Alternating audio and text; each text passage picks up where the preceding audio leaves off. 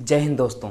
जब नेताजी सुभाष चंद्र बोस जैसे महान क्रांतिकारी दुनिया के सबसे बड़े तानाशाह हिटलर से पहली बार मिलने गए तो उनको वेटिंग हॉल में वेट करने को कहा गया।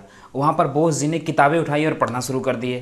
तभी वहाँ पर हिटलर के डुप्लीकेट्स आए हॉल में और वहाँ से चले गए।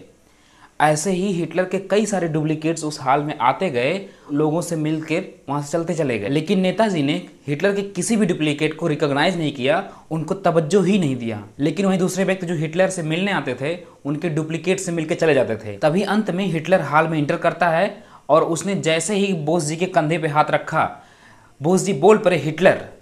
हिटलर शॉक्ड रह गया कि Bose how did you recognise me, कि बोस जी आप हमें कैसे पहचान गए, जबकि इससे पहले आप कभी हमसे मिले नहीं और दूसरे लोग हमारे डुप्लीकेट से मिलके चले गए हैं। तो सुभाष चंद्र बोस जी ने क्या रिप्लाई दिया कि दुनिया में ये किसी की हिम्मत नहीं है कि वो सुभाष चंद्र बोस जी के कंधे पे हाथ रखे, इवन उनके आदमी भी नहीं सिवाय हिटलर के।